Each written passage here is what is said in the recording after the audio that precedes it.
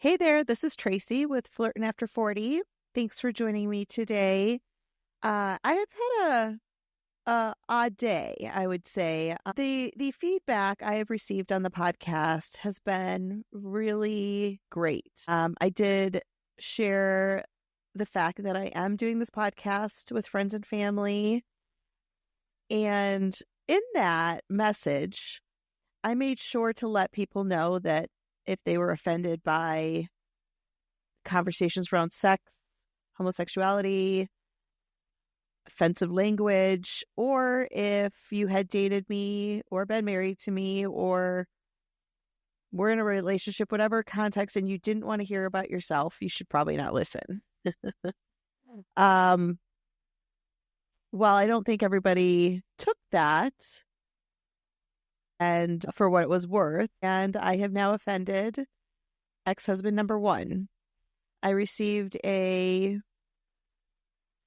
message from him this morning that, he's very angry and hurt over the things I had to say.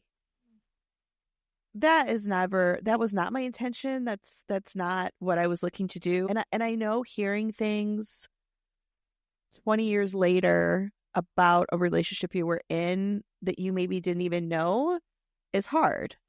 I am no saint. Things I could have done better in that relationship is communicate better and talk about these things. But I was so young, and that's not an excuse for my behavior. But, our relationship 20 years ago was completely different than I think the people we are today. And when I share my stories, it's as I remember them. And he was very upset that I made him out to look like an alcoholic, that I made him out to look like he was not emotionally available to me. But that was my reality. And, saying that out loud to the world, I'm sorry that's how it came out. But my truth in this is still the same. And these relationships make us who we are today. Now, do I think that's who he is today? No, I don't think that's who he is today. But at that time in our relationship, that is what I thought. That is what I felt. I never felt more alone than when I was there with him. I do think a lot had to do with the drinking. I do think we were just not in a spot. We shouldn't have gotten married. We were so young. And I think, I don't talk about all the good things, but I do think he's a great guy. He's the hardest worker of anybody I've ever dated. Maybe I should have led with that instead of the bad stuff. There's a lot of good that exists within relationships too. I was just trying to give a high level, quick summary of my relationship and why it failed. And I do apologize that it hurt someone's feelings. And I do apologize that I didn't give notice to this individual that I was doing this. But it's been 20 years and I don't feel like I owe that to anyone. So that's how my morning started. So I just wanted to make sure I was clear with everyone that I'm doing this for me. My stories are as I remember them. There are always two sides to every story. And unfortunately, you are just hearing my side. I will try to do a better job of sharing my faults and where I need to work. But I have been doing the work. So 20 years ago, Tracy there is completely different than who I am today. And I have worked through things. I have gone to therapy. It's interesting that in the message he sent me, he says, FYI, you won't find big love until you're honest with yourself and who you are. Okay. I feel like I am honest with myself and who I am. And I feel like I have done the work. I go to therapy. I am so much more self-aware now than I was 20 years ago. So, end of rant, end of update. But I just wanted to let everybody know that this is my interpretation of how things went. And these are my stories. And again, my intent is never to hurt anyone by doing this. Okay, so moving on. So this week, we're trying some different things. So clearly, online dating is online dating, and I haven't had a lot of success with that in the last couple of weeks. So one of my best friends was traveling and talking to some guy at a bar, just, friendly chit chat as you do when you travel. And this gentleman, I guess, was talking about how he's single and what he's looking for and all these things. And so my friend got his card and said, hey, I have a single friend. She might be interested in you. So this was in Cleveland, Ohio. I live in Denver. So we're going to call him Cleveland. So I figured, why the hell not? She sends me a picture of his card. She tells me a little bit about who this guy is. And so I blindly text a stranger saying, hi, like, you met my friend at a bar. Here's who I am. Just throwing it out there because you never know. I don't think it's going to be a love connection. We texted back and forth for a while, but it's kind of a fun way to meet somebody, just totally blindly. I mean, and you never know. Maybe we will meet and he could be great. I don't know. We're not to that point. I haven't heard from him in a couple of days, but his birthday's this week. He is 58. I'm 45. So to me, that's a pretty big age gap. I have dated older in the past. My ex-husband, number 2, was 10 years older than me.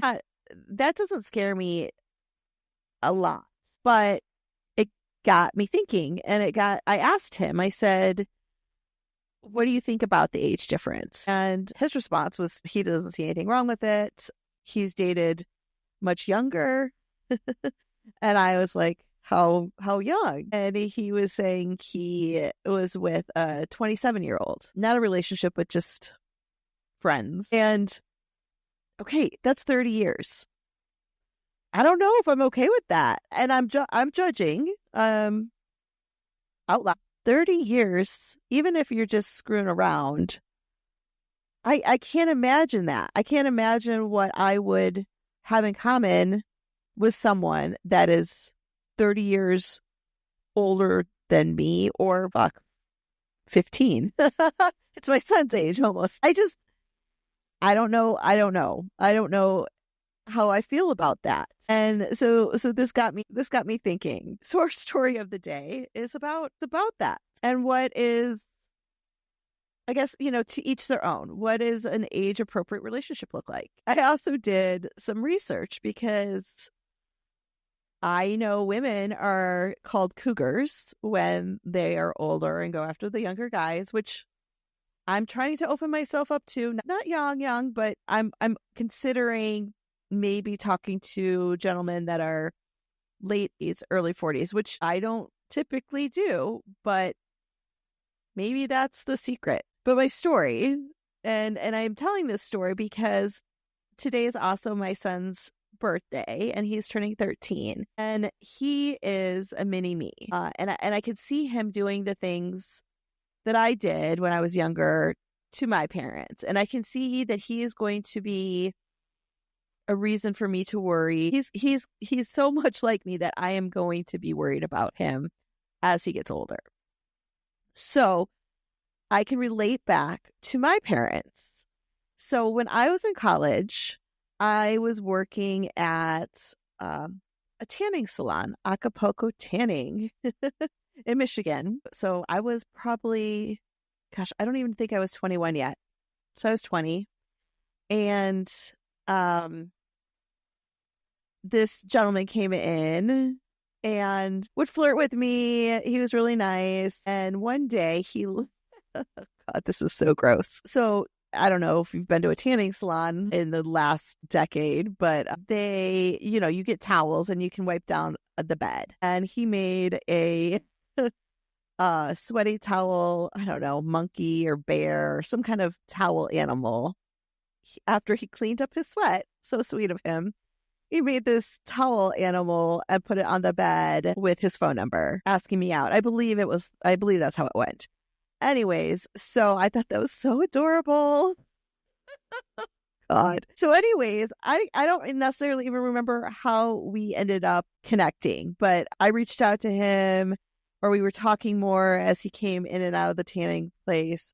But he was 14 years older. So I was 20, he was 34. And at the time, I was a little rebellion, woman. And I was like, yeah, there's nothing wrong with that. Like, that's cool. Like, he likes me. He's got a job and a house and a daughter. He was divorced. He went to USC. Like, he was really, there was this captivating energy about him. And I think a lot of it was because I was young and he was older. My poor parents, and this is why I bring this up on my son's birthday, because my poor parents just, I know they freaked the fuck out. And now being a parent, I don't blame them. But at the time, I didn't think there was anything wrong with it.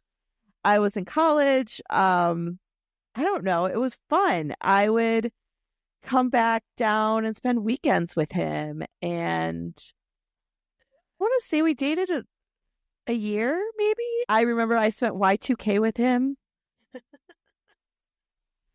So yeah, I was 20. I couldn't even drink.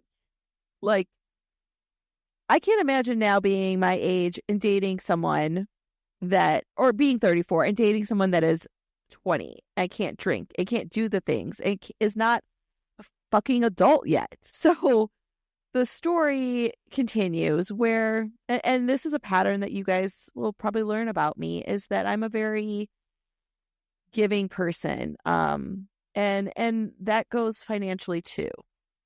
I mean, I remember, I bought him stuff for his house. And at the time I was kind of playing house, I want to say.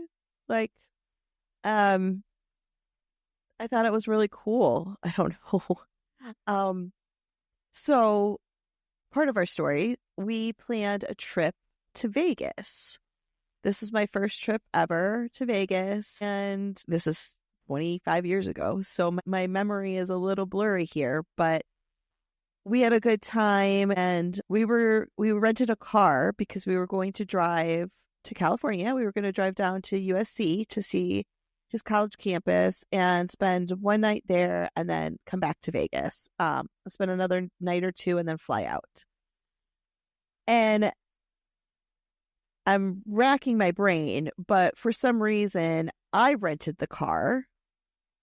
And so I must have been 21 at this time. I rented the car and put it on my credit card. And I can't remember why he didn't, because one would think he would have. So we get in the car, get on the freeway. We're driving to California. Right in front of us, a semi blows a tire, and the tire flies into the hood and the windshield of the car and just destroys the whole car. Like, the car is totaled.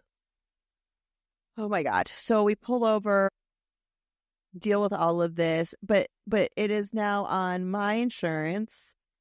I'm 21. It is now on my credit card because they're like, we're going to charge you, I don't know, $10,000 until we can figure out the cost of the repair or your insurance covers it, blah, blah, blah. Like, horrible experience. And, I'm young.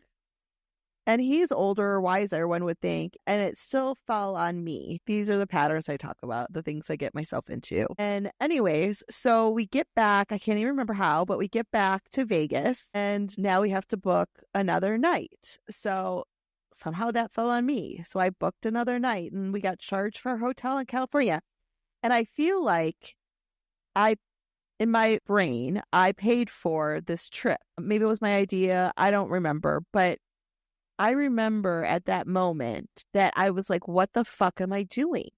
You know, here I am with a grown-ass man and I'm taking care of him. I'm fronting the cost. I'm now liable for all these things.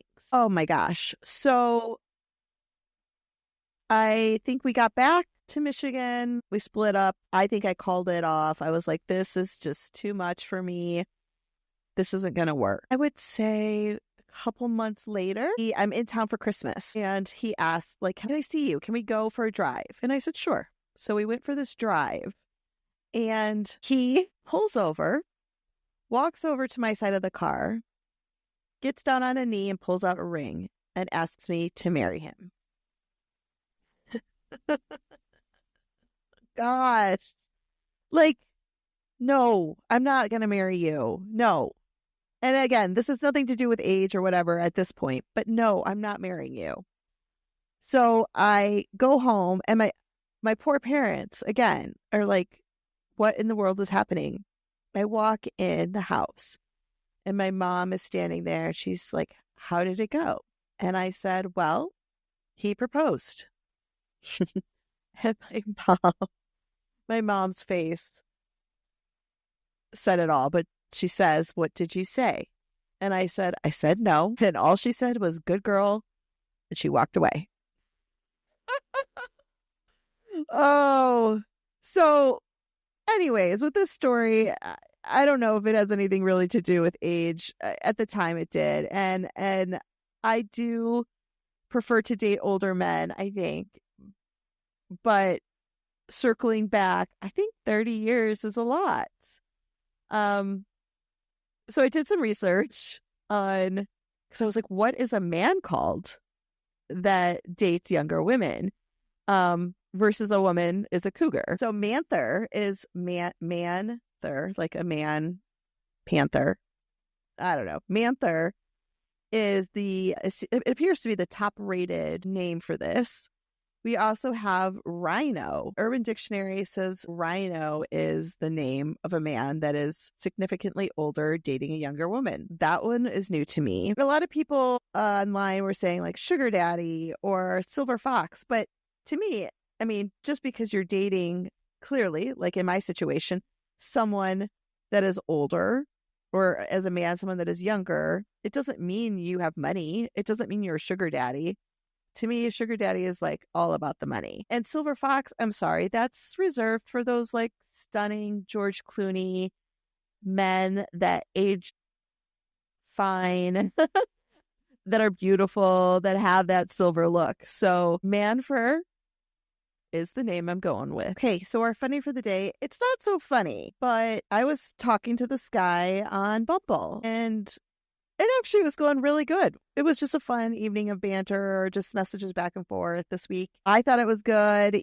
Like, kept reaching out. I don't know. We were talking about maybe getting together, etc. And then this weekend, I get this text from him and it says, maybe the love of my life got stuck in a condom. I guess that's a way to tell somebody you don't like them. I mean, I don't know what to say to that. I said, my response was, okay, then. Like, maybe the love of my life got stuck in a condom.